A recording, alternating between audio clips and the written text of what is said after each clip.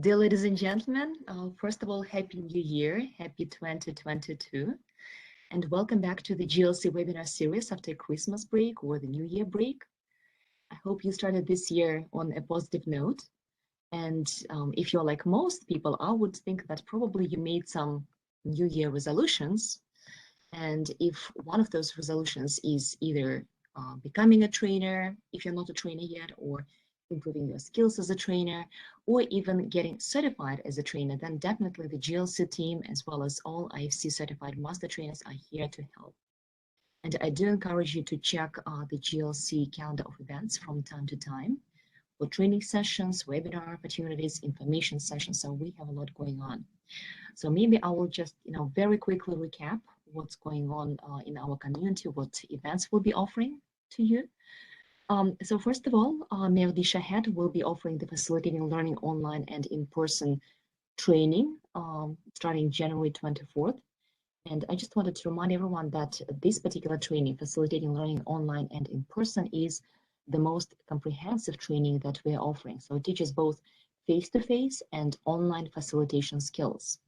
And in most cases, at the end of this training session, our master trainers, who are also assessors, are offering the assessment toward the IFC LPI TPMA certification. So if you're interested, if you're not a trainer yet, or if you know someone who might be interested, please refer them.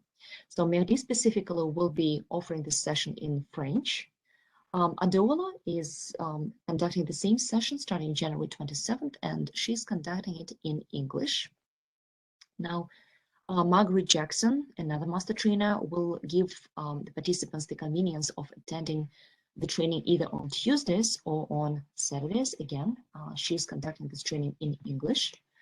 The master trainer from South Africa is also starting the same training. So I'm telling you, you have lots of opportunities if you're interested. And again, she will conduct it in English. And if one of your resolutions for 2022 is to become a certified coach, then our speaker, and she is also the signatory and the president of the International Coaching Federation, Adora Ayuade, is offering the professional coach certification program starting in April. So I just wanted to very quickly give you an idea of what's going on. And now I would like to give the floor to my colleague, Jennifer Scott. So Jen is a gender advisor with IFC's Sustainable Infrastructure Advisory Team. She works with clients across Asia and Africa to help them improve opportunities for equal inclusion of both men and women in all aspects of company operations, from community engagement to supply chain and workforce. And her team has developed a new resource which we thought would be of interest to you. So Jan is joining us today to say a few words about this publication. So Jan, the floor is yours for a few minutes. Thanks so much, Anna and the GL team, for the invitation to be here today. And yes, so I'm Jen. I'm a gender advisor with the Sustainable Infrastructure Advisory Team. And as Anna mentioned, I'd like to just take a couple of minutes very quickly before you get started to introduce you to a new resource that we've developed that you might be interested in applying to your work as trainers. So this resource is called the Gender Responsive Training Guidance Note, just slides right off the tongue. And if we could go to the next slide, please. So what is this publication and why was there a need for it? So the publication came about in the context of a program that IFC is running in Guinea, and the program aims to support local entrepreneurs to win contracts to become suppliers to the infrastructure and natural resources industries. And part of the program involved capacity building training for entrepreneurs. But one of the main issues that we identified at the outset was that there were, and there are in Guinea, large numbers of very talented, hardworking female entrepreneurs. But for many reasons, they were just failing to win contracts and to achieve as much success in their business as they deserved. And certainly relative to their male counterparts, they weren't getting as far. So we were very clear from the beginning there was a very strong need to ensure that any capacity building training that was delivered specifically catered for the needs of both female and male entrepreneurs. And so the training providers that we worked with in Guinea, they had already some level of awareness and understanding about how gender can impact learning and opportunities. And some of them were already familiar with some of the great resources that are out there. GLC, for example, has a wonderful resource on their website, the Gender Supplement for Training. If you've not seen it yet, really encourage you to check it out. It's very in-depth and comprehensive. But we basically, in talking to these trainers in Guinea, we identified two main gaps. And the first gap was that people wanted to have something that was very simple and short and easy to read, that they could refer to as they were training in the classroom. That was very practical. And then secondly, they were keen to have something that was tailored specifically to the challenges of conducting training for entrepreneurs, and particularly in less formal or structured contexts. And so if we could then go to the next slide, please. So what did we come up with? So in a nutshell, the slide, I don't know if you can read it, but those are the key topics that we cover in the publication. And all of the advice in the publication has come directly from experiences of working with these trainers on the ground in Guinea, and what we've learned in terms of what will best support them. And so as we don't have much time, I just wanted to touch on a few of the points mentioned in the slide here. So as I'm sure everyone knows, gender responsive training methods basically is a kind of fancy way of saying a person's gender impacts the opportunities they have in learning, as in every other aspect of life, and therefore how and what we teach as trainers should take that into consideration so that no one is excluded and everyone has a chance to reach their full potential. In terms of planning the training, you'll see there's a planning and logistics topic there. The note includes a comprehensive list of what trainers can bear in mind when putting in place their plans for how to run the training. So things like language, level of existing skills, access to technology, level of family support, gender norms, and also in making sure that the team of people who are conducting the training are themselves gender diverse, so both men and women represented. In terms of designing training materials and trainer skills, both of those sections include a self-assessment checklist tool, so you can go through to make sure you've covered everything from a gender perspective. And in addition to the key skills for trainers, we've also got a specific guidance note on how to deal with sexual harassment and gender discrimination if those dynamics arise in the training context. Just two other quick final things to flag that might be of particular use at the moment. One is that the guidance note has lots of advice throughout about how to operate in the context of virtual trainings and online classrooms, which has obviously been a big shift in the past couple of years. And then second, just to flag, I'm sure everyone also knows this, but it's great to have a reminder in the context of evaluating learning, when you come to do that, to ensure that all the data collected is gender disaggregated. So any patterns that differ between male and female participants can be clearly seen and acted on. And there's advice on how to do that in practical terms. And then if we could just move to the final slide. So these are just contact details. Myself, Jen Scott, that's my email address, and my boss, Adriana, who's also overseeing this work, her contact details there too. If you have any questions, if you would like to discuss further, or if you would like to use this resource in your work, it's free to download. It's available in English and French. The website is there, the ComDev link, and I think we could maybe send this out afterwards if that's all right with Anna. And then just finally, we also have a new blog post that we were very kindly invited to contribute by Anna and her team. It's on the GLC blog page where we talk about this work in a little bit more detail and share some links.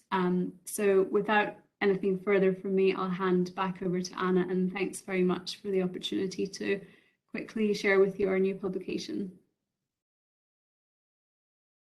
Thank you so much, Jennifer. Really appreciate it. And we will share the link to this particular publication. As Jennifer said, it is available in English and French, as well as the GLC gender supplement. If you haven't read it yet, we'll share it in chat as well as in our follow-up email as always there. Okay. So now I would like to bring us back to the topic of our webinar today, and specifically I would like to welcome Christian. So Christian is the CEO of Christian Elongue Consulting. He is also the independent e-learning consultant and instructional designer and innovative educational leader. He is the pioneer in the field of mobile serious games in Africa. And if you don't know what that is, I strongly recommend that you check out his interview on GLC. I was very fascinated by the work that Christian is doing in this field and other fields. He has lots of interesting ideas. He's an innovator, in the educational field. So definitely check out his interview, his profile, and connect with Christian after the webinar if you're interested. I'm sure you will have a lot to discuss together. Christian is also a member of many professional international networks and organizations, including Knowledge Management Institute. And as you remember, this is our topic today, knowledge management. And finally, very impressive fact is that Christian has 3 master's degrees. So he has a degree in instructional design, in management of cultural and creative industries, as well as African studies. So Christian, welcome to the GLC webinar, and the floor is yours. I hope everyone enjoys the webinar.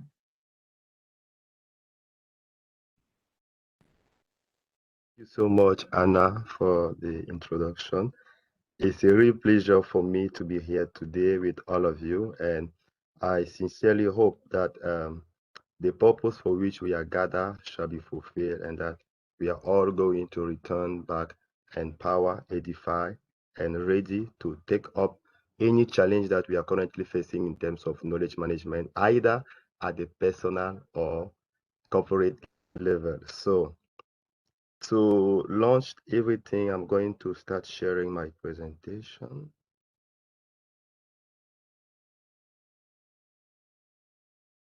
Okay, so I hope colleagues can see my presentation. If not, kindly let me know.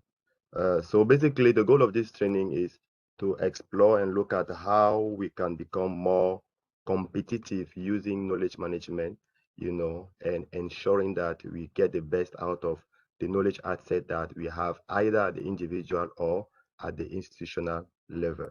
So is my presentation visible, please? This is just to clarify.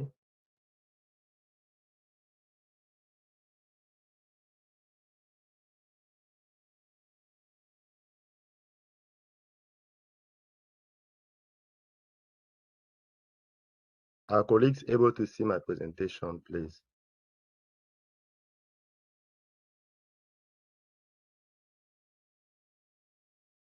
Christian, Are yes, you we able can to see see my it. presentation? Okay, just to confirm before we start moving.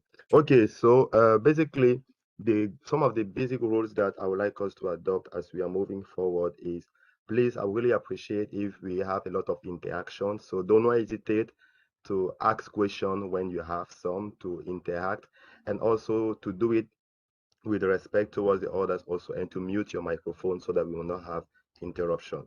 The other element is that we would like to know exactly why we are here. As I've said, the first thing that I really look forward at the end is that each one of you will be able to explain the importance of lifelong learning for individual and corporate growth.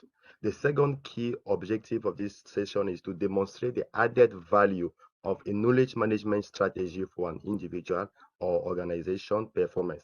And finally, to master how to use KM tool to effectively enhance your productivity and increase your influence in your industry. So at this level, I would like to share a small poll with you to kind of gather the reason why you are here. It will be good to know what are some of the reasons that has motivated you to take some of your time to attend this session that we are having today. So in this regard, if you look on your screen, you will notice there is a poll. You will notice a poll.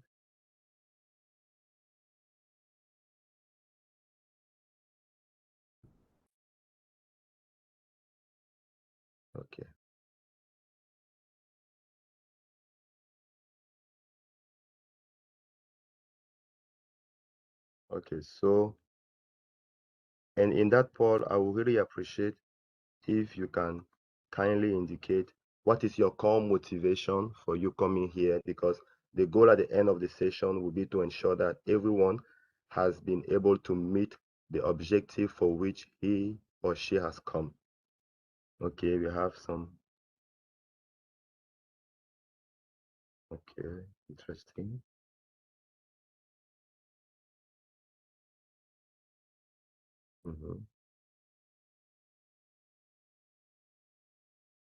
Okay,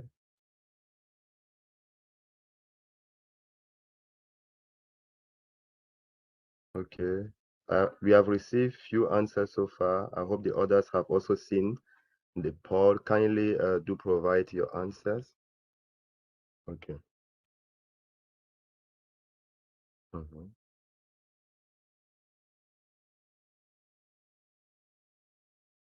Okay. Christian, I just wanted to You hear? clarify. So I see a few questions in poll. I guess we're only responding to question number 1 right now. That's correct. Okay.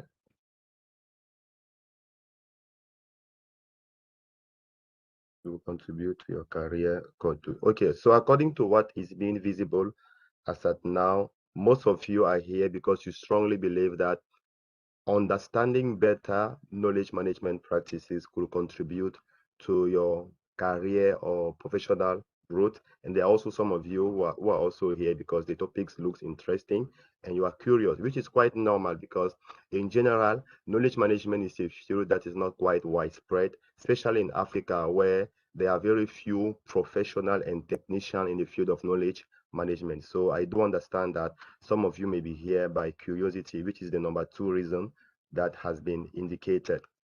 So, and also there are some of you who are here and you are owning a company and you hope that by the end of this session, you will be able to improve your company knowledge management practices.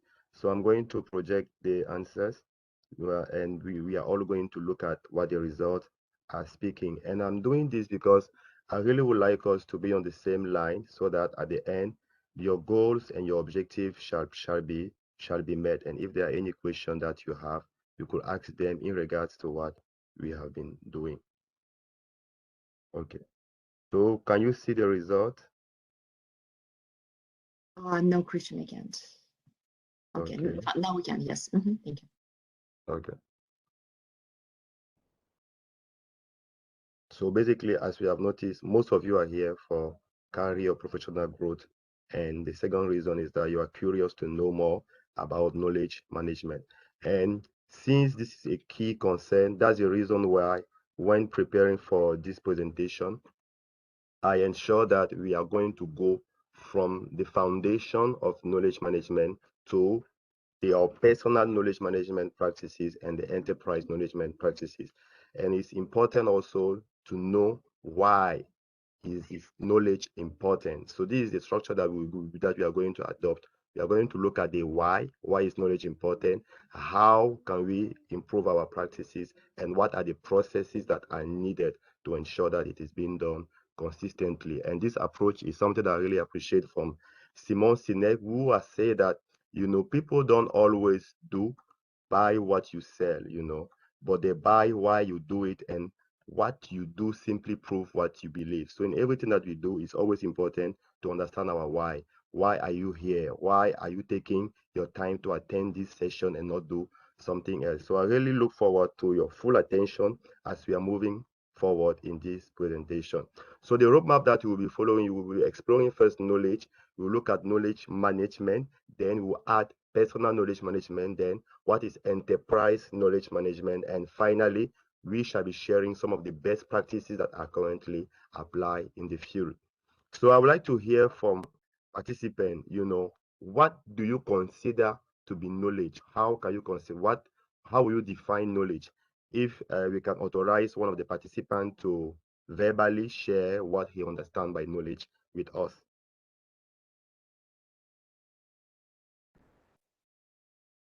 And I guess we are opening the floor to participants, right? So if someone would like to speak up, then they can raise their hand and we'll unmute you if you would like to speak.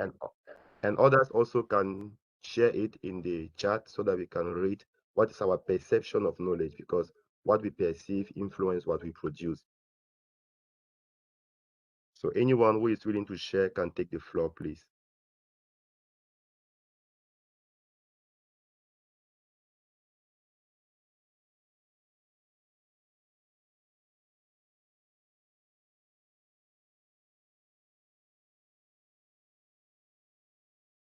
Mark, would you please help us unmute George?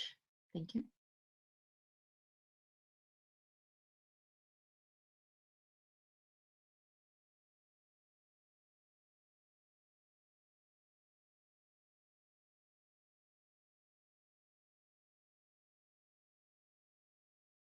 Can you hear me? Yes, George, we can hear you. Okay. Hello, everybody. Thanks for this new webinar. And my answer to the question is that knowledge is basically information, and information is also considered a powerful tool to use in order to achieve certain objectives, both on a personal and on the professional side. Okay, thank you. I think this is a very good and comprehensive definition that our colleague has shared. We heard the word, information with goal or objective to achieve a purpose, which is exactly how we also envision knowledge to be. And we also have some answers from Natia, who has defined it as the fact, the fact or condition of knowing something with familiarity, gained through experience or association. We also have Mr. Ehizojie, who defined as the ability to use wisdom. Mrs. Isioma, who defined it as the collection of organized information. Basically, one thing is key. Information always comes most of the time in most of the answers that have been shared. Now, let's expand a little. How will you differentiate knowledge from wisdom and intelligence? If there is one who is willing to take the floor and share, please feel free to do so. If others also are willing, please do share also in the chat. We already understand that knowledge is information with a purpose. Knowledge is information to which is assigned a goal, achieve a specific purpose, which could be professional or personal. Now, how do you differentiate knowledge, wisdom, and intelligence? It's key to understand this terminology because they are going to be used in the rest of our session. And sometimes when we express ourselves or when we communicate, if we are not clear on what we mean, we might achieve, or get different results. There is Mr. Wilson who is indicating that you cannot unmute. So I don't know if the technical team can assist with that. So he's indicating that knowledge is information you have acquired through experience or training that you can apply to achieve a result. Okay. Okay. We have Anthony Maina, who is defining knowledge is information in action, and wisdom is the collective knowledge gained over time. Now, is it impossible to have wisdom without, getting access to the collective? Is wisdom always collective? I think that's something that we have to reflect on, And I also appreciate the fact that she indicates that knowledge is information in action, which is key, which is key, which is key, which is key. And the one also thing that we will also explore is that, knowledge is telling the past, wisdom is predicting the future. This is from Timothy Harvey. Like knowledge is basically built on information that exists, and we use that information to predict the future. That ability of predicting the future using previously produced knowledge is what we call wisdom, and that's the perspective of Timothy Garvey.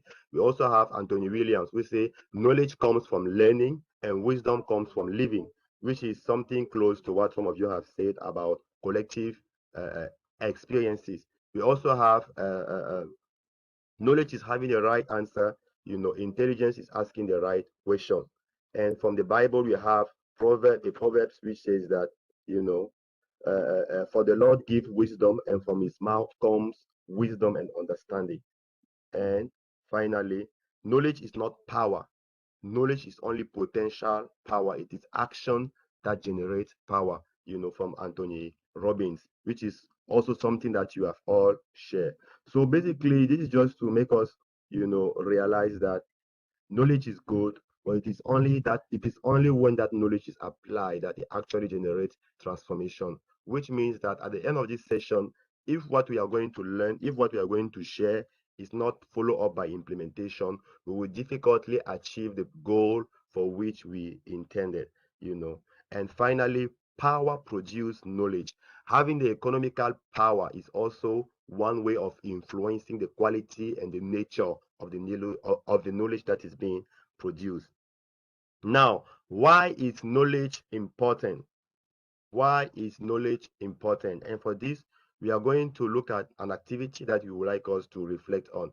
And in this activity, I would like to hear from you, what are some of the problems that you have encountered in managing your personal knowledge or organizational knowledge?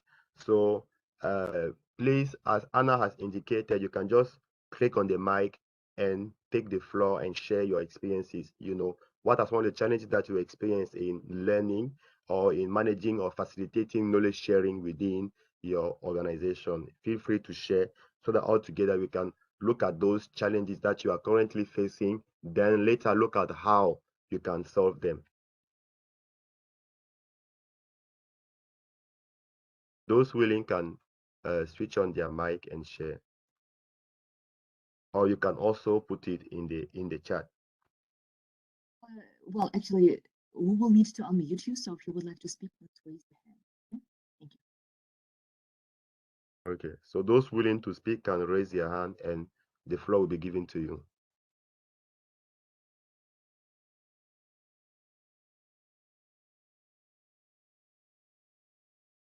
Okay, Mr. Anthony is indicating that he cannot speak. I really don't know why, but he's indicating that for organizational knowledge, there are various problems, including codification of tacit knowledge.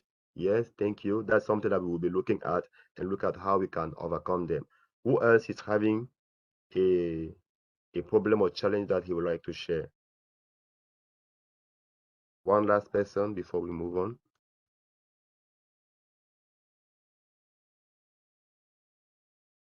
Mrs. Amy Warren, she's saying overload, overload of information. How do you know what should be managed? Applicable to both personal and organizational knowledge. There is no time. Yes, overload of information, time constraint. Mrs. Etna is indicating for personal knowledge, one problem is forgetting what you already know. So we'll be looking at it when we'll be talking about platforms that can be used to store information. How to ensure that what you know is being useful and that we don't keep on repeating errors that we have made in the past, and we keep on learning and improving. Okay, so thank you. So I believe most of you have suffered from most of the problems that have been shared: learning lost or knowledge loss, difficulty of having access to knowledge in a timely way, information overload, and many others. And we sincerely hope that we are going to learn from one another. Now, I would like to know, do you have a personal or organizational learning strategy or plan? Just type yes or no to this question. Do you have a personal or organizational learning plan or strategy? In the chat, you can just type yes or no. No, yes, no, yes, no from Stella. Will we? Mrs. Wilson, no, yes, yes. Okay. And one last. Okay, so basically, if you look in the chat, we are going to notice that for the majority of us, we do not have a personal learning plan, or we do not have a personal organizational strategy, to learn, which is quite, I won't say dangerous, but it makes it difficult to achieve a specific goal. Let us not forget that when defining knowledge, we indicated that knowledge was to have an objective, was to have a goal. So depending on the goal that we are pursuing, we may have personal learning plan that is different from one another. And also depending on the strategic plan of an organization, the strategic AM it's also going to be different. So then, I believe that we all know and believe that having a KM strategy will therefore be useful. Now, we are going to look at a pyramid that moves from the bottom to the top, from what we call data, which is basically the fact, to information, knowledge, and wisdom. As we all know, we live now in an area where we call the big data economy, where we have a huge amount of information that we need to manage, and it's very important to know what are the KM tools that you can use to manage it in order to produce meaningful information. So information is basically data that has a meaning, basically. And knowledge is information that is being organized to achieve a specific purpose. And finally, wisdom is applied knowledge. And the end goal of knowledge management is basically to have data-driven decision making, and to improve the performances and the processes of an organization or an individual. When we're sharing some of the definitions, some of you talk about, the difficulty in managing tacit knowledge, which is quite a technical term. So I would like also to clarify what we understand by tacit and explicit knowledge, which are basically some type of information. The first thing here is that in terms of explicit knowledge, it is a knowledge that is visible, that we can touch, that we can have access to, basically, And in this regard, you have things like manuals, document, and the how-to guide, video database, or memo.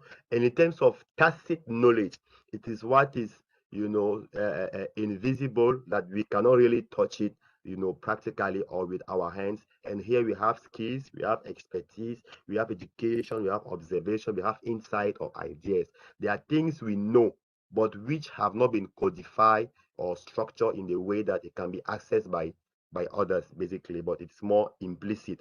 So that's basically the type of knowledge that we have, and we are going to use this terminology as we are moving forward. Now, I would like to hear from you. What is knowledge management? What is knowledge management? Anyone who is willing, you can raise your hand, take the floor, and share what you understand to be knowledge management. Because let us not forget that for many of you who attended this session, you were curious according to the poll that we had at the beginning. So if you are curious, what is your current understanding of knowledge management? You can raise your hand, take the floor, and share.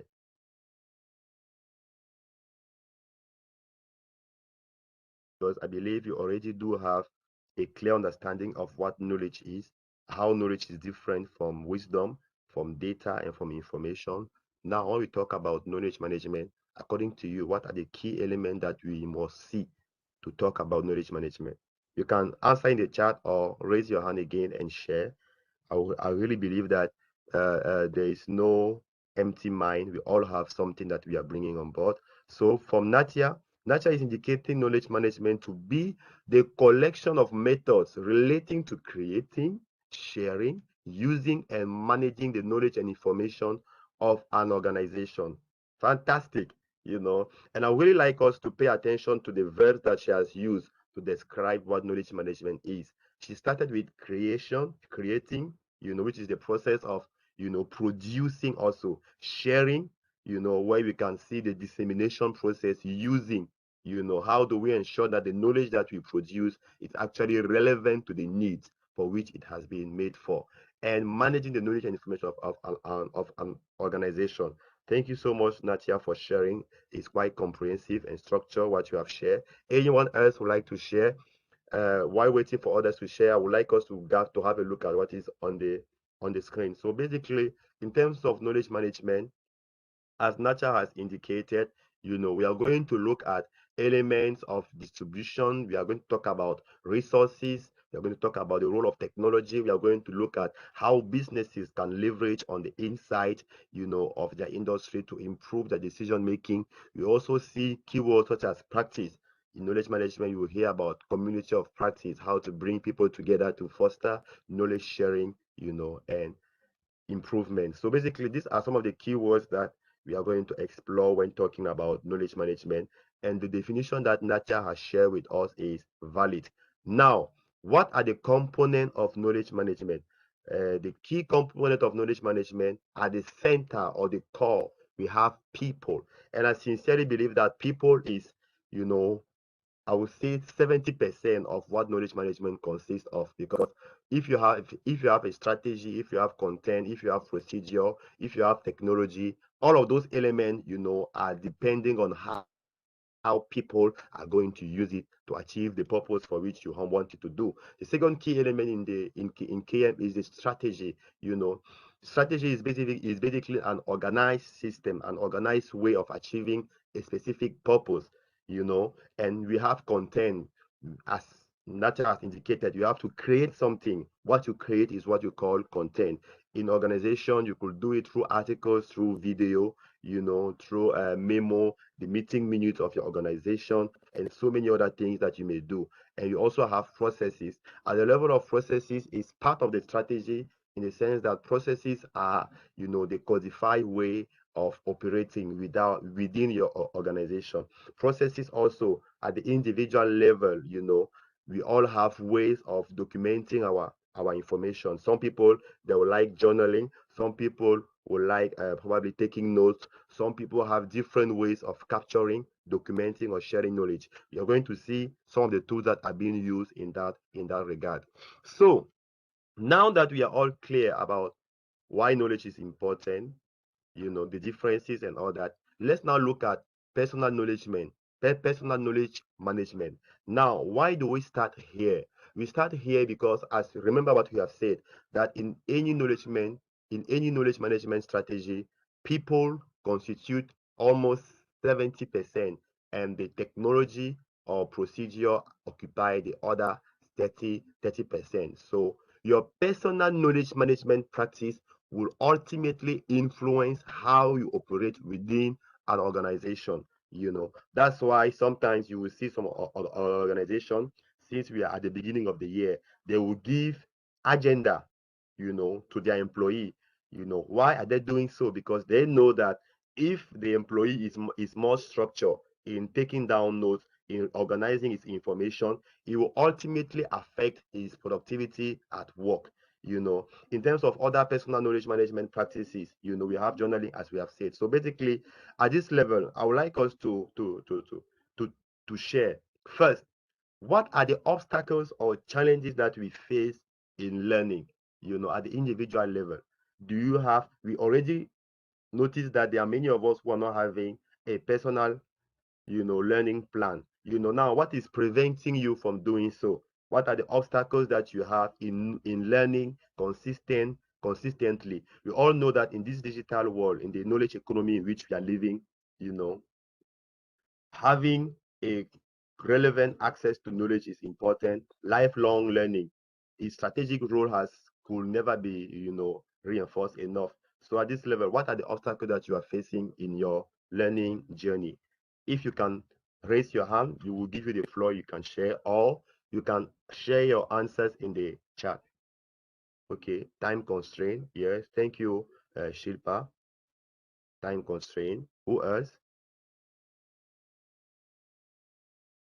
If you want to take the voice, just raise your hand. Not knowing the right tools to use, exactly. Not knowing the right tools to use. Relevant content, yes. I believe this is in terms of having access to relevant content. Yes. Who else? One last one. Ensuring reliable sources, exactly. So basically, now in terms of time constraint, we all know that time is the most precious asset that we have in this world, and it's very important that we have good and effective time management skills. At the end of this session, one key element that I might recommend is for any of us, if possible, for those who are having time constraint challenges, to do a course on, time management. Time management is going to be a very good investment. Or you can take time, go on YouTube and follow some video and teaching about time management. But I personally believe that we all have time. It's all about making priorities, setting priorities and organizing ourselves depending on the goals that we are pursuing. The other element, someone, Amy shared about not knowing the right tools to use. We are going to look at some of the tools that we can use to store information, to have access to information, to share information, and capture what is relevant to us. So thank you for sharing. ensuring reliable sources. We are also going to look at some of the elements that can help us in that regard. Ability to identify how to search for the right information. Exactly. There are some platforms where information has already been, how will I say it, has already been refined. For example, if you are a researcher, it will be good for you to use a tool such as Google Scholar, to do your research there, knowing that the information that is available there has already been, refined, has already been selected, so that this is one way of having access to reliable sources. We have Mabel, who is indicating ability to identify how to search for the right information, and all that. So I believe that most of the challenges that you are indicating are going to be addressed. We are going to look at the tools that you can use for that. Now, in terms of personal knowledge management habits and tools, what are the tools that you are using? Can you share? For example, to have access to information, what do you use? To store your information, what do you use? When you find an information that is relevant to you now, and maybe you don't have time to, to consider it, maybe you are browsing on the internet and you find an interesting web page. It is interesting, but you don't have time to look at it. How do you ensure that you have access to it later? How do you ensure that you learn from your error? What are the knowledge habits that you have? Do you read every day? Do you have a personal knowledge management, bookmark? Exactly. Thank you for sharing. Yes. What other tools? What are the tools that you are using regularly to access knowledge, create knowledge, and share it? Evernote, thank you, Mrs. Isioma. Bookmark from your browser, but bookmarks are existing, but very few people currently use the bookmarks that is available on their browser. Okay, Mrs. Amy, Note app on the phone, exactly. Slack for information collection, Google Drive for storage, and she also use Pocket to mark articles that I want to read later. Please, I personally believe that we are all engaging in the chat so that we can see some of the tools that are currently being used by our colleagues for various purposes. So thank you for sharing. Now, do you think those tools are effective? This is also something that we have to ask ourselves. When we are using these tools, are they effective?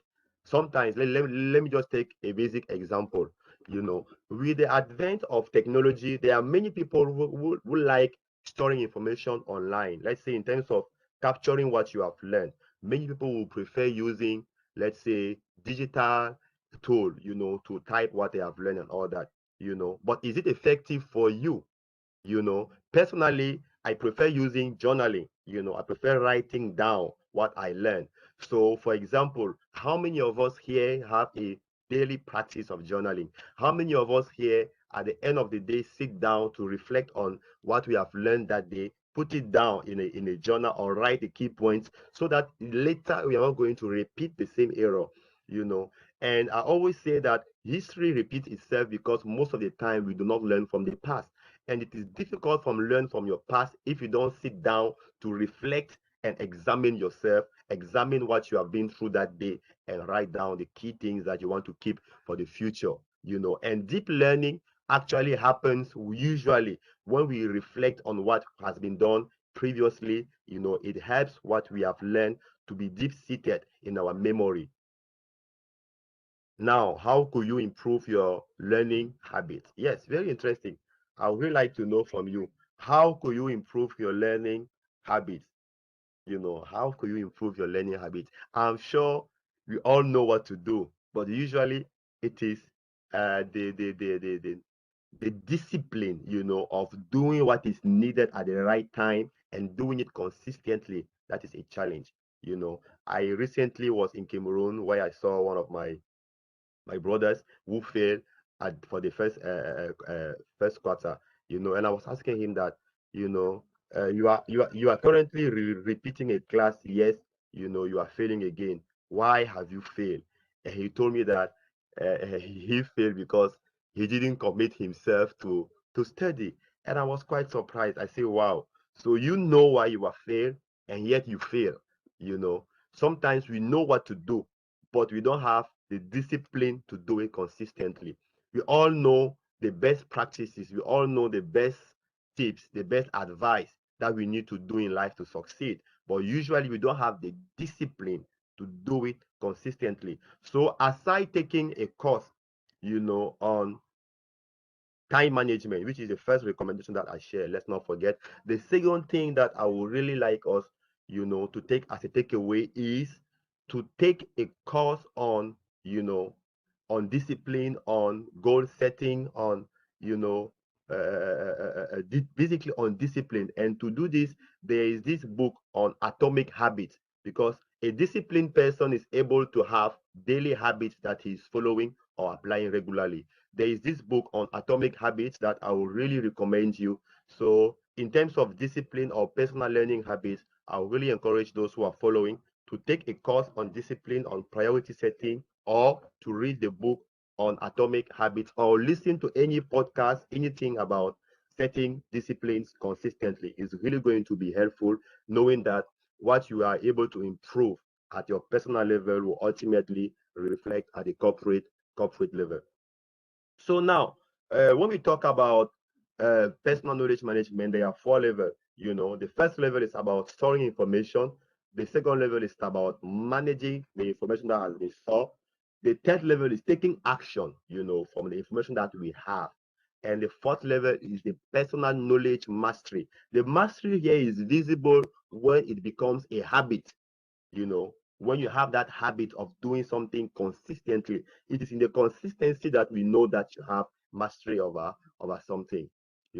Now, what is the zenith, the ultimate purpose of personal knowledge management is lifelong learning.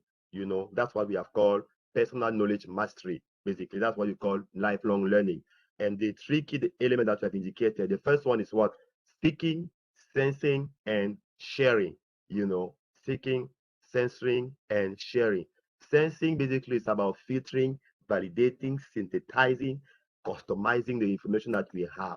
That's why it's always important to follow this process. And once that has been captured and deep seated in our memory, then we are able to share and contribute to what we call social learning. I'm taking time to clarify this element because they are very important. If you do not understand how knowledge is being produced, how knowledge is being, filtered and captured, it will be difficult for you to understand the value added of the various tools that are being used in this regard. So on this slide, you can see some of the tools that you can use, according to what you want to achieve. So for note taking, we all know Microsoft Word, we all know Notes, we all know some of these tools that are there, Evernote and many others. At the level of controlling the version, if for example you are working on my Google document, you are going to see that it's possible for you to see the version of the file. We also have tools to capture information like sticky agenda or calendar, sticky notes and all that. We have tools for analytics like Google Analytics and many others. We have tools for dissemination, SurveyMonkey, Google Form, YouTube and Slack and so many other tools. We have tools to capture information that we will need to read later. We have Instapaper, we have Pocket, and so many others. We also have a RSS tool. We have tools for project management like Trello, Asaha. We have Slack and many others, and word processing. So basically, on this picture, you have various tools that are existing and the purpose for which they are mainly used. One of you, for example, was looking for reference management tools. We have Mendeley, we have Zotero, and so many other tools. So as you all see, there are many digital tools that are out there. I will not advise you to use all of them. What I will advise you to do is to identify what is your goal, what are your personal habits, and which tool is more convenient for you. You do not have to, for example, take notes using a digital app because you see other people doing it, but do it because it is most effective for you. For example, some people are traveling a lot, so it's difficult for them to always write down something. In this regard, you might have, a digital app that you can use to complement your physical, agenda or note-taking book. Combining approaches is also good. Now, what are some of the individual barriers to KM initiative? What are some of the individual barriers to KM initiative? What are some of the individual barriers to KM initiative? here I'm going to share a poll. Kindly look on your screen. I'm sharing another poll so that you can indicate what are the barriers that you are facing, at the level of your organization. I believe some of us, either we are part of an organization or, we are, okay. So I'm going to share it.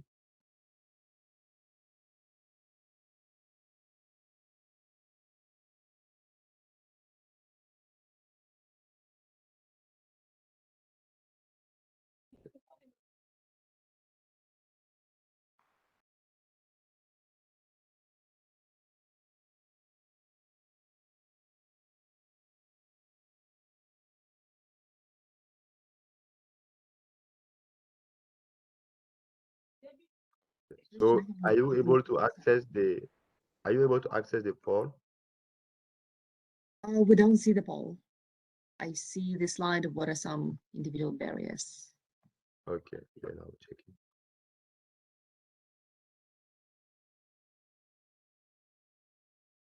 Okay, then projecting it.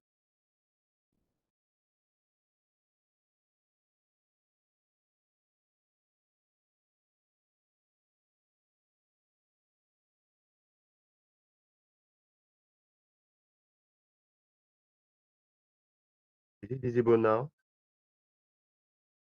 No, Christian, we can still see the slide. Okay. Now, is it visible? Yes, now it is visible. Thank you. Okay.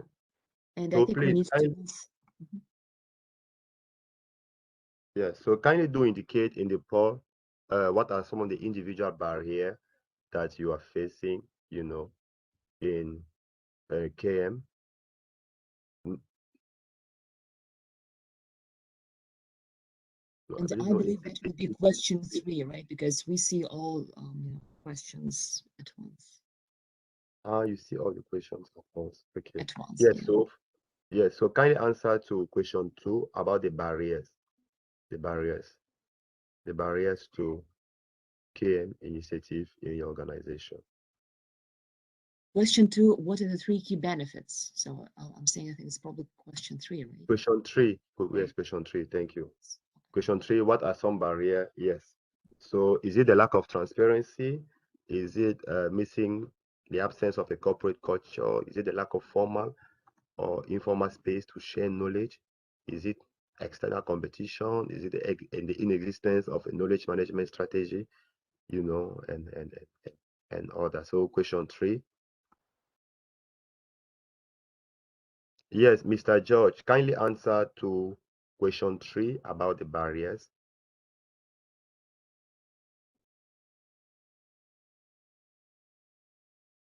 Okay, so from the answers,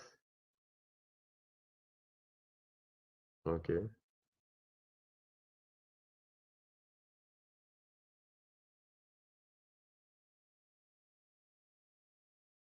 Okay. From the answer, many people are indicating a lack of corporate culture, like there is no culture of knowledge sharing. Others are indicating the bureaucracy. Exactly. Sometimes you even want to share knowledge, but there is too much protocols, which make it difficult for you to effectively do it. Yes, exactly. Others indicating the lack of managerial direction. The leadership is not encouraging knowledge sharing, and it makes it more harder to effectively do it. Okay. So thank you so much for sharing. And finally, we also see many of you indicated the fact that there are no knowledge management strategy within their organization. There are no knowledge management strategy within their organization. So I'm projecting the results so that we can all see what has been indicated. And I think the biggest element is the bureaucracy.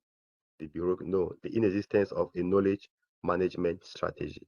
Exactly. So I do hope that by the end of this session, you have enough information to develop a knowledge management strategy for your organization. So as you have said, some of the individual barrier to knowledge management is the lack of time to share. Sometimes you have age or gender differences. Let's imagine that you are working with someone from the opposite, the opposite gender. It could sometimes constitute, an obstacle. People feel sometimes more comfortable in sharing with someone from the same background or same gender than them. The lack of trust about credibility and accuracy of knowledge, poor social network, differences in cultural background, low awareness about the benefits of sharing knowledge. Yes, this is the case for many. Let's take the example of those who are present on LinkedIn. LinkedIn is a space where we see people sharing knowledge regularly, and there are many people who are not bold or regular or consistent in sharing updates about what their organization is doing or what they are also doing at the individual level, because they are not aware of why it's important for them to do so using LinkedIn or social media tool. Others are fearing job to lose their job, or sometimes they think that if they share what they are sharing is not going to be really recognized. So these are some of the reasons that I usually gather in trainings that are done on individual barrier to knowledge management. And there is a knowledge management survey that was conducted by KPMG Management Consulting, and the question that was asked was still about this barrier, and here are some of the answers which are not far from what we have today. Some people indicate that, they have the willingness to share, but they don't have time. I think many of you also have said it.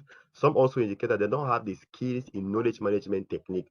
Let's say, for example, that you are working within an organization and you would like to share your experience as a project manager over time, but you do not know how to write well. You do not know how to write a blog. You may not know how to produce a video, and that's why it's sometimes important for organization to have a knowledge management officer or someone who will be responsible of capturing the knowledge that professionals or staff are having, documenting it, structuring the information and making it available for other people, because many are not having the skill to do it.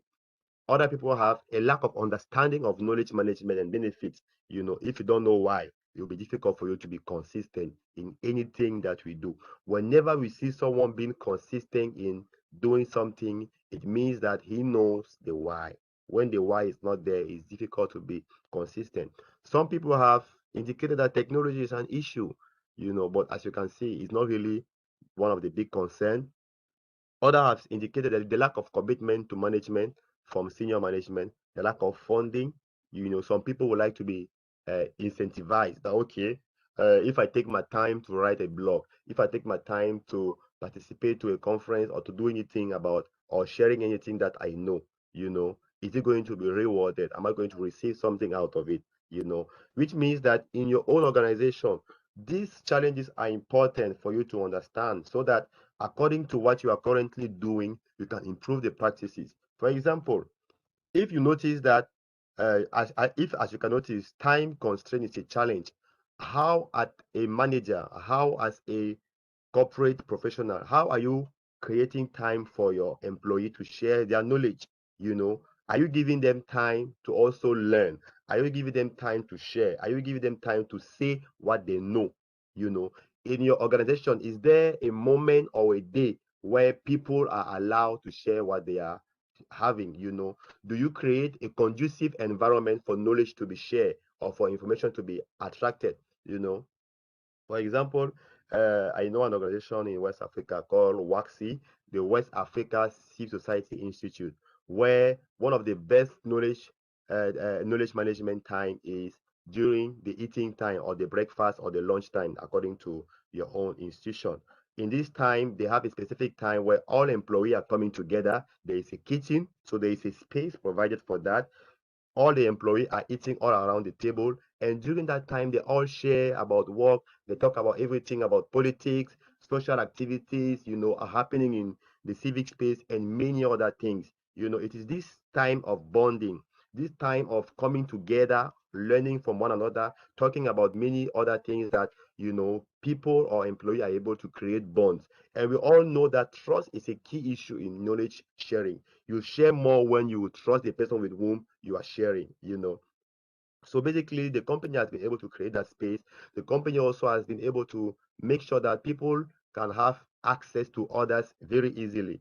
You will see in some organizations where we have transparent glasses. You can see what your colleague is doing. You can ask a question directly to your colleague. This is also another way of creating a conducive environment. There are other organizations where you can call your colleague without putting titles. You don't have to say doctor. You don't have to say boss. You don't have to say mister. You just call your colleague directly by his name. It creates a friendly environment, a friendly culture.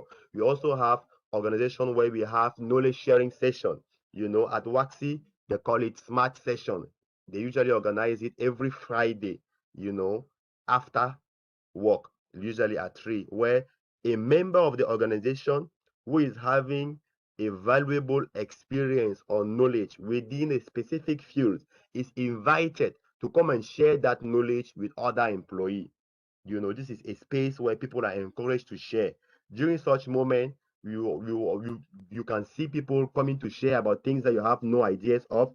For example, I remember sharing about how to eat all the food in the world with appetite, which is something that is not directly related to what the company was doing, but which is relevant in terms of, most of the time, the staff is traveling in many regions of the world, and when they arrive there, they have challenges in, merging with the local culture because of food.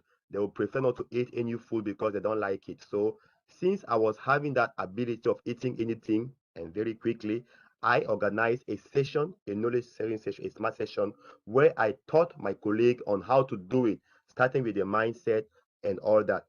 So in your own organization, do you have a day? Do you have a specific time where colleagues or employees are encouraged to share it? Have you created knowledge sharing habits? Do you encourage people to share knowledge on a regular basis? And what are the tools that you are using to make that possible? Unless you assess what you are doing, it will be difficult for you to improve. So basically, understanding these challenges are very important. The other element we talk about, the lack of commitment of senior management. Do you have knowledge champion within your organization? Do you have someone who value knowledge sharing in terms of producing articles? Do you have someone who is writing regularly? And do you use him as a point of contact to encourage others to also do the same? What are the benefits that those who are producing knowledge are getting? Do you reward those who are doing it? Do you make them, like, is knowledge sharing part of the performance evaluation system of your organization? Do you take it into consideration when doing, performance appraisal? So these are some of the questions that you need to ask yourself, and from there know what is missing and how you can improve from there. Now, I'm going to launch the poll again, and this will be looking more at the benefit of KM, and benefit of KM. What do you think are the benefit of KM for an organization? So for those of you, you can share it. When an organization is applying knowledge management, what are going to be, some of the advantages that that organization can gain out of it? What are some of the advantages? What are some of the advantages? What are some of the advantages? You can type it in the chat zone. You can type it in the chat zone. What are some of the advantages of? I've opened the poll.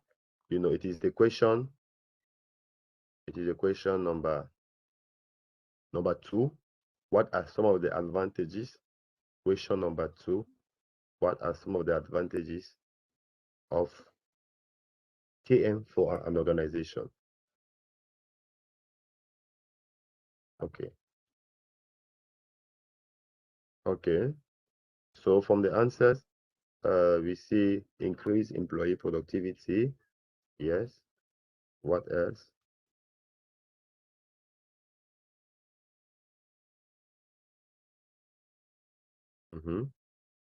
Others are indicating that one advantage is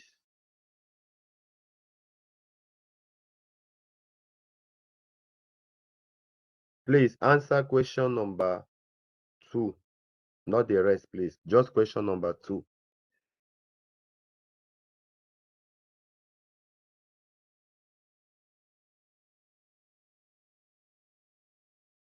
Okay. Okay, so we will close. Okay, so thank you so much for sharing. From the answers that have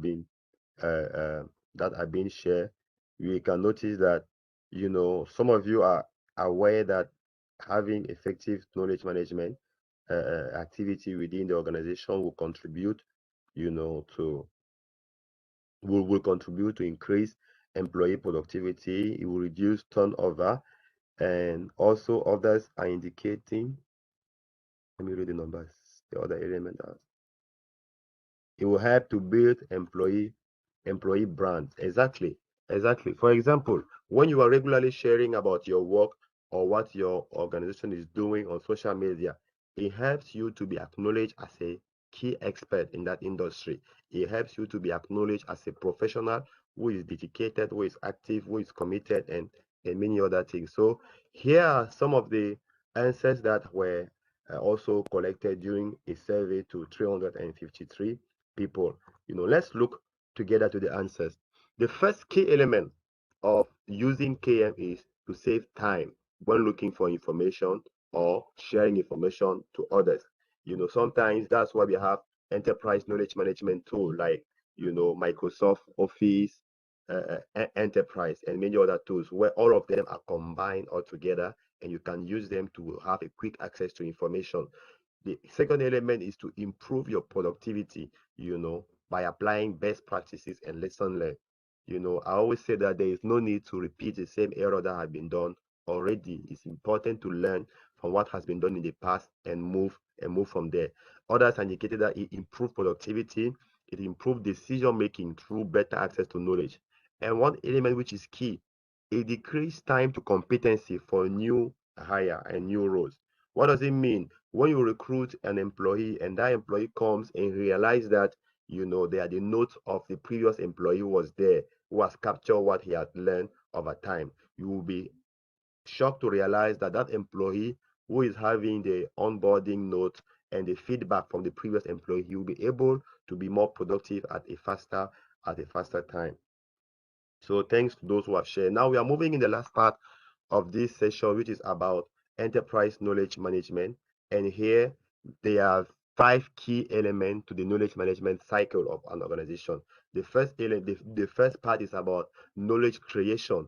And here, as we have noticed already, it's important when you develop your knowledge management strategy to identify first what is your tacit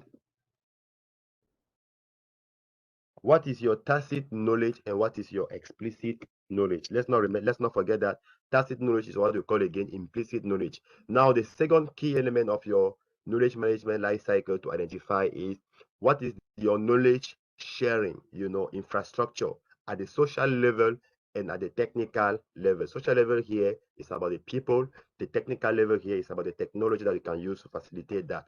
The third component is knowledge structuring. First, information mapping. Here is about the identification. What type of knowledge do you want to use? What type of knowledge do you want to document? What type of knowledge do you want to share? The second element is information storing. What are the tools that you want to use to store information, to share information and all that? And information retrieving. How will you access that information and all that? Knowledge structuring also includes differentiating what is your product, what are your services, and what are your processes. And finally, knowledge auditing, is to know your knowledge asset and to measure your intellectual capital. And as I've said, it is a life cycle that will always repeat itself. Now, I would like to hear from you in the chat, according to what has been said previously, what are your current enterprise knowledge management practices? What do you do to create knowledge at the level of your enterprise? What are the tools that you are using? How do you measure their effectiveness? And how do you think you can improve on them? So I would really appreciate those following to share what are the practices. For example, What are the tools that you are using at the level of the enterprise to create or disseminate knowledge? And what are the challenges that you are facing at that level?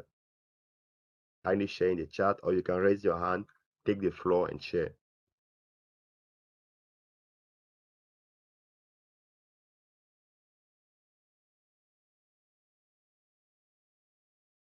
You can share in the chat. Okay, Mrs. Waruni is indicating SharePoint. Thank you. She's using SharePoint. Yes. Who else?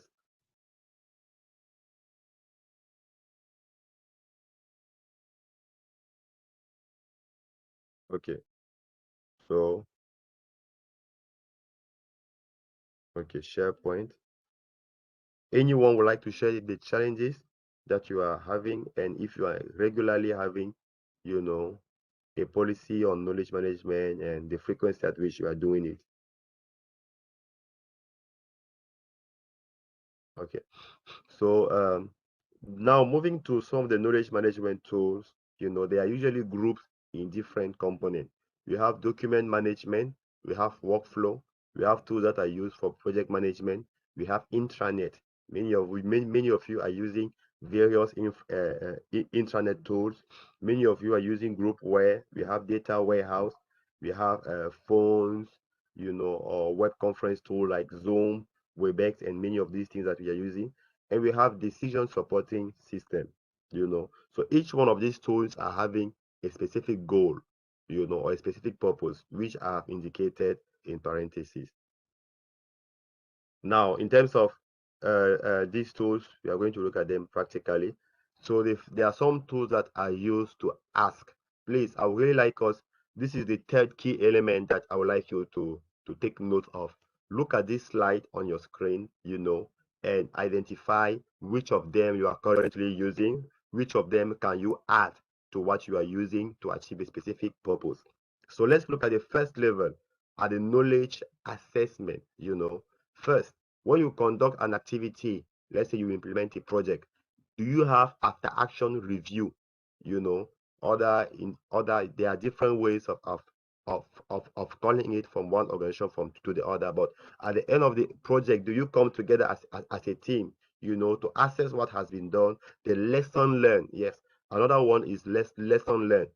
For example, the World Bank, if you go on their website, you will notice that they have what they call lesson learned brief. They have lesson learned brief. Do you assess what you have done? What are the lessons that have been learned from it, and how you can do better next time? Do you have, in terms of knowledge assessment, a coaching plan or a coaching system within your organization? Do you encourage senior colleagues to coach junior colleagues so that they can be more performant, more productive in a faster way? This is part of knowledge management. Do you have community of practice? If you are working in a field where they are professional, how do you bring those professionals together to be a leader expert? How do you use Facebook group, LinkedIn group to foster knowledge sharing, and ensure that a lesson that are being learned are being shared regularly? Are you using interview, regularly of your staff, to know what they have learned over time? Don't wait for your staff to go before putting your hands on their head and say, wow, this staff that has gone, he has went with the institutional memory of the organization. We don't know exactly where he has left the institution. Conduct regular interview with key staff of your organization to ensure that what they know is being documented, that what they know is being captured and being stored within your organization. Do you get it? Do you have peer assistance? That when one colleague is having a challenge, is there a conducive environment for him to ask questions and get support from other colleagues without being blasting, without being, criticized? Do you encourage your staff to assist to share fair to smart session or study tool? Now, in terms of knowledge generation, are you participating, to conferences, to meetings, producing podcasts? Are you doing storytelling? Are you teaching? Are you lecturing? Are you producing video? Are you attending or organizing webinar? Are you organizing or attending to workshop? These are platform for telling. The third key element is searching. What tools are you using for filtering information? How do you set priorities among what to use or what not to use? Do you have taxonomy, or code to know how to organize your information so that it will be easily accessible? You do basically, do you have library? And finally, at the level of knowledge dissemination, or knowledge sharing, do you have things like blogging? Do you encourage your staff to blog regularly, to share what they know, to document what they know? And this is something I would like to highlight or call the attention of those following, especially those following who are from Africa. There is a poor knowledge documentation practices from Africa. Most of the knowledge base that is being existing currently is being produced from the north, and Africa most of the time are just consuming what is being produced by people having different realities than ours. So it's very important as a knowledge professional or a consultant or whatever the case that you are occupying in your organization, to regularly share your knowledge, to regularly document the realities that you are going through. Because even though we may all have the same experiences, the realities, the social, the cultural factor may influence how we experience it. Are you regularly producing case study? Are you regularly producing case study? I'm consulting for some organization in at the African Development Bank, and during one of the webinar in which we brought professionals, they were indicating that one of their key challenges is the insufficient access to case studies that are relevant to their realities. So if you are implementing a project within a community, how do you ensure that the lesson, the knowledge that you have got at the end is being documented in a structured way as a case study? For example, some organizations will notice that they were like in community development, they built latrine within the community. But after building the latrine of that community, they realized that the members of the community were not using that modern latrine, even though it was costly to produce it or to build it, and later on, after conducing the impact evaluation, they realized that the community members were not using the latrine simply because they were Muslim, and the latrine were oriented in a direction that is not convenient for Muslim to use when using latrine. So for that reason, even though the latrine was good, people were not using it.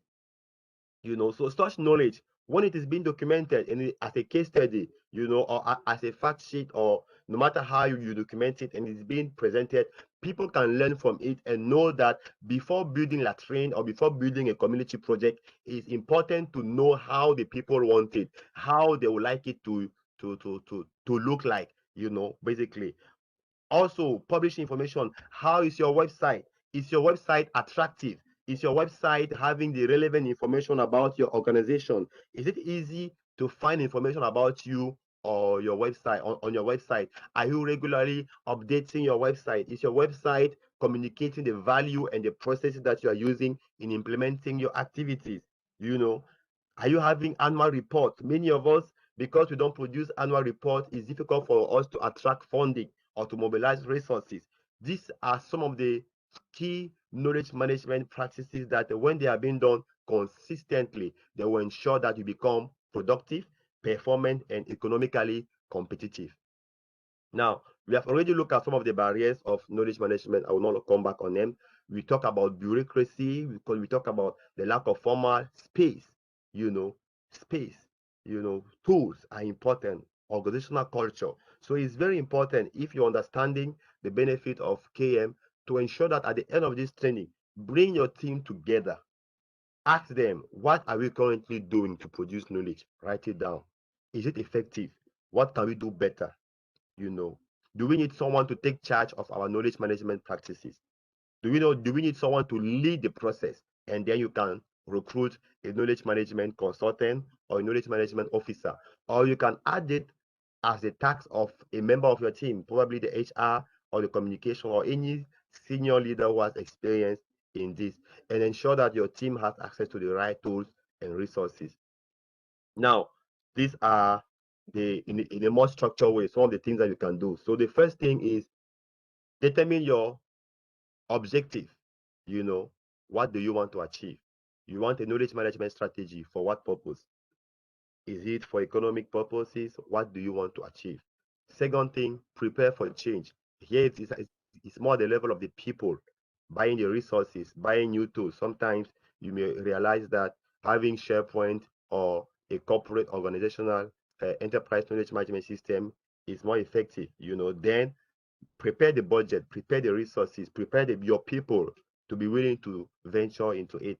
Define high level processes, have a strategy, have, the key priorities that you want to to to to to to, to achieve, and prioritize those needs and requirements.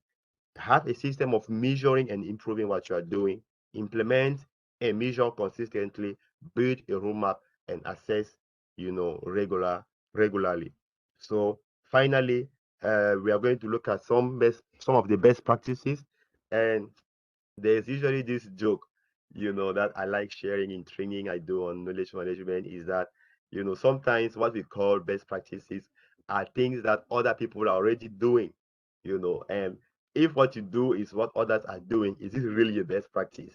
So sometimes people say, if everyone is doing it, then best practice is the same thing as being mediocre. No, I really don't believe that, but I believe that there are things that are being done consistently that we can start from there and then refine it according to our current realities at the organizational level. So I'm going to present those best practices from three levels, from the processes, people, and technology. From the people, ensure that you have knowledge manager.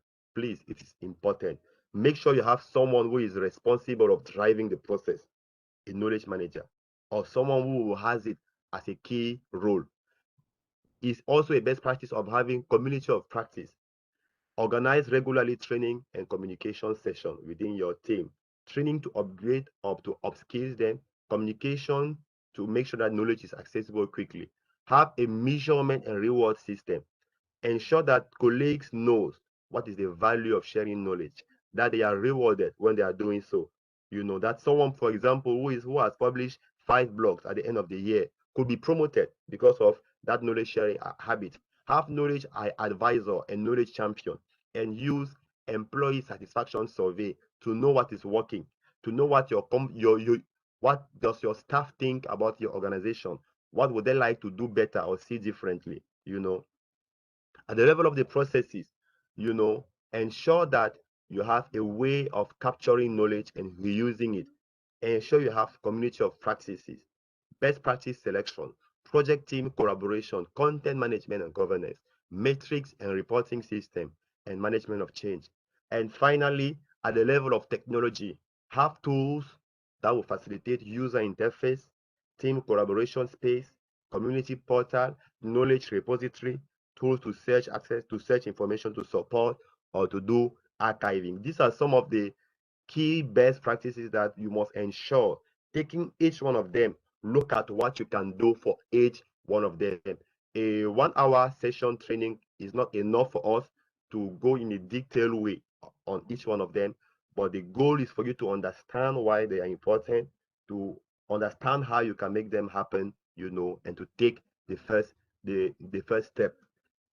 At the level of the technology infrastructure, ensure that knowledge is accessible, that knowledge is navigable, build templates, create an environment. I think the last thing that you must get out of this session is create an environment conducive to knowledge sharing. Let me say it again. Create an environment conducive for knowledge sharing. When the environment is there, people will naturally be willing to share information in a consistent way. And every year, my consulting firm, Christian Elongue Consulting, we do project what are the key knowledge management trends to observe in the year. Last year, these were some of them at the level of social media. As you have noticed, social media is at the core of knowledge management sharing. Having a presence on social media is key, especially LinkedIn, or now we have new social media tools like Instagram and TikTok that are widely used by company now to project their brand. Ensure that they are effective internal search indexes so that information can be easily accessible. increase the use of collaboration tools, increase mobile app for more convenience and accessibility. Do you have a WhatsApp group to communicate quickly with your team? Create digital workplace to facilitate user friendliness. And finally, increase your use of cloud-based software. For this year, these are some of the trends that we have projected. They are not that different from those of last year, so I will not spend that much time on it. But the key difference is that artificial intelligence is more and more used for improving knowledge management practices. So basically, at the end of this session, my key takeaway is this: knowledge is like paint. It does no good unless it is applied. What do I mean by that? That I believe all through the presentation, there are one of two things that have come up to your mind. And if at the end you don't take action, let's not forget that what we said at the beginning, that wisdom is in taking action. If at the end you don't take action, if at the end you don't examine your current personal learning habits, if at the end you do not examine your current organizational knowledge management practices to identify your weaknesses and develop a mechanism to strengthen them and improve them, you will remain the same, and you will have wasted your 1 hour and 30 minutes. And I really do not like you to waste your time. So please, after this session, write down the practical things that you can do to improve what you are doing. Do not hesitate to do further research. Do not hesitate to recruit a consultant. Do not hesitate to learn more about how knowledge management can, improve your practices. Now it's time for question. What question do you still have? You can ask them in the chat. You can raise your hand and ask them verbally. Here we are to respond to it in a timely way. Thank you, and I'm listening to you now. Any question that you have, anything that you had as expectation at the beginning that has not been answered, this is your time. This is your season. Do not go back the same. Do not go back as you came. Make sure that your questions are being answered, and they can only be answered if you ask either in the chat or you raise your hand, and my colleague from the GLC will give you the floor. And also, please, there is a survey, the feedback, that has been shared. You could, you are kindly welcome to click on it and to share your feedback also in it. What have you learned from the session? What would you like to see being improved? There's also an interview that I did with the GLC team about Elongue consulting firm, what we are doing and how we can help you. You can read the interview. All of that is accessible through the chat. And we also welcome you to apply to organize your own webinar. I believe we all have experiences, we all have knowledge. And let's not forget that we say that it's important to publish, to communicate, to tell what we have, So as a consultant, as a training professional, apply to also organize a training with the GLC. There is a form for that in the chat. Click on it and organize and indicate what is that skill, what is that experience, what is that knowledge that you have, that you master, and that you would like to share with other people. My colleagues, Anna, from the GLC, she has been sharing some of those link in the group. Click on it, put information in it, and we are here to welcome you. Any question or contribution? Yes. So if there are no questions, I believe everything was clear. Now, There are a couple of questions. I'm sorry, Christian. There are a couple of raised hands. Mark, if you could please unmute. Okay. So I'm listening. Those who have raised their hand, kindly speak, please. Thank you. Am I audible? Yes, please. You are audible. Yeah. Thanks for your generous presentation, and definitely it gives a lot of, ideas about this knowledge management, which come across in our daily life always. So one question, just one curiosity with me is like this knowledge management is becoming always a conflicting issues in this complex world, basically in organization. There is personal department, there is HR department, which definitely takes care of the evaluate basically the performance appraisal of the staff's concern. where they are there to, I mean, which staffs is giving what contribution, what the knowledge basically they are having in their particular job area. And on the other side, this is something like one has to take own initiative how to, I mean, enhance their knowledge base basically. So what we think, I mean, is it a part of self initiative that one has to have for the knowledge enhancement, or in the organization the human resource department is more of responsible to enhance the knowledge base of the staff concerned to further grow in their career? So, what do you think? I mean, what exactly it has to be? Yes, please. Okay, thank you. That's well noted. So I will take the other question and respond to them directly after. So anyone else can have the floor to ask his question. Your question has been well noted. Can you hear me? Yes, please, we can hear you. Okay. So my question is the following. All the policies and procedures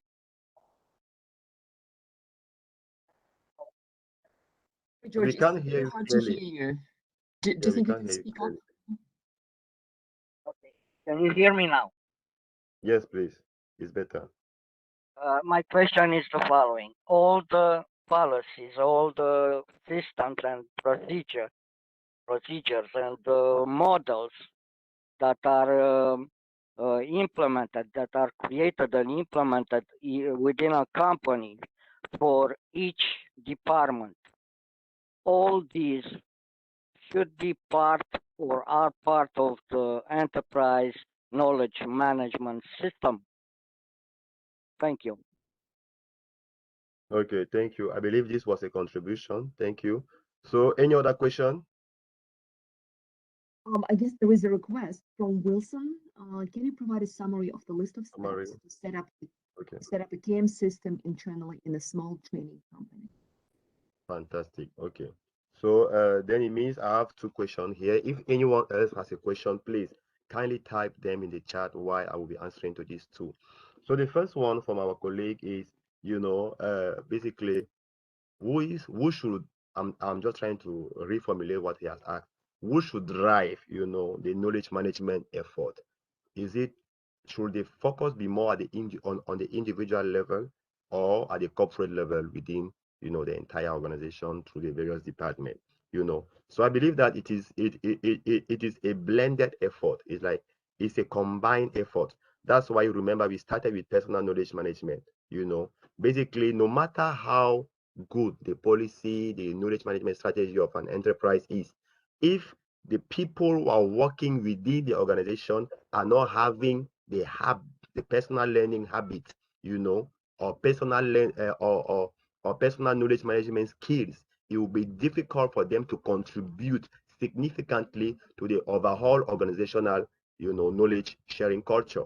So basically, let me take just a simple case. You are working with Microsoft, they have a very good policy and all that. But basically, sharing knowledge is important, but you don't know how to write a blog. You don't know how, to write, an after action review, basically. So your personal skills will ultimately affect, your productivity to the knowledge base of the institution. That's why organizations that are aware of this, they will not neglect the training or upskilling of their staff.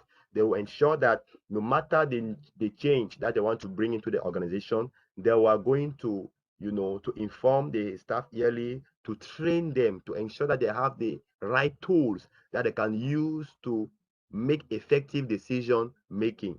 So basically, any corporate, I personally believe that any effective knowledge management strategy, would include component about, personal knowledge management also, because at the end, it is the people.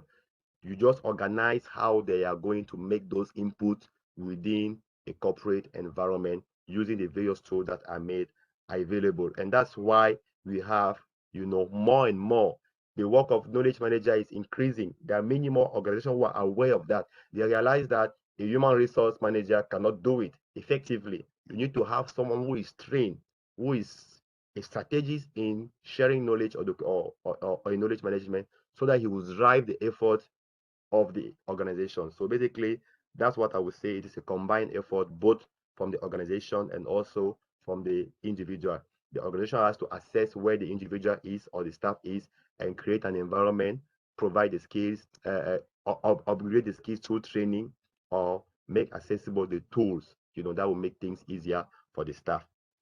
And finally, the question of Mr. Wilson Idaho, who has indicated, can you provide a summary of the list of steps to set up a KM system internally in a small training company? Yes, very good question. I believe many of those attending may be managing a small or medium enterprise and SME. So how do you do it practically in your own organization? The first key thing is to identify what is your goal. What do you want to achieve? As a training company, what service are you providing? Now identify what are the weaknesses at your level, like do an assessment, like a knowledge audit. What are your weaknesses in terms of the various steps that have been shared in terms of knowledge creation? Do you have people sharing or producing blog regularly? Do you have people sharing what they are doing at the level of the company on social media or LinkedIn in a comprehensive or a qualitative way? Assess what you are doing currently. Identify your objective. What tools are you using to share knowledge? Are you having a website? Are you having an intranet? Do you need one? Are you using a case study to document the best experiences? Do you take, for example, if you are a training company, are you having a systematic way of collecting referrals after ending a contract? And now, when you have made this assessment about what you are doing at the various level, creation, storage, and dissemination level, organize it now in a structured way in the KM strategy. This is a person who will be leading. This is what we are encouraging staff to do. This is the frequency that we like to do it. And you are able to have a simple yet effective KM strategy with the goal, the tools, the people, their role, and finally, the frequency that you use to measure the effectiveness that you are doing them. And we have a contribution from Mr. George Florin. It will be relevant for next webinar to have a real case study on creating from scratch an enterprise knowledge management system. Perfect. Thank you. I think this is a very good idea. So since this session was an introductory one, then probably if with the support of the GLC, we might organize a session on how to do it practically, from scratch for the enterprise knowledge management system. Okay. Thank you. Any other question? If not, I will give the floor back to my colleagues from the GLC to take it from here. Thank you so much, Christian, and thank you to all the participants for the great questions and the great contributions. And I myself took a lot of, I have lots of takeaways, and we'll probably need to kind of reevaluate what GLC is doing in this respect, like how we're sharing knowledge with our GLC training community. I mean, such as the blog, and again, we do encourage you to to share your knowledge, to share your experiences, your success stories or failures, whatever it is, lessons learned, right? Of course, if you have something to contribute to the webinar, again, you're more than welcome to apply, and hopefully we will also organize a knowledge sharing session. So if you have any other ideas for the GLC team specifically, we are very open and flexible, and so we're here to support you in any way possible. Christian, once again, thank you for this opportunity to reevaluate our practices. And if there is interest from our participants, or at least those who stayed online, we will definitely organize another session on how to create that system from scratch. So please do let us know in SurveyMonkey through the feedback form. If that's something of interest to you, then we will definitely welcome Christian back to the GLC webinar. So thank you all very much. We really appreciate it, and have a great day, Christian. Great. huge thank you.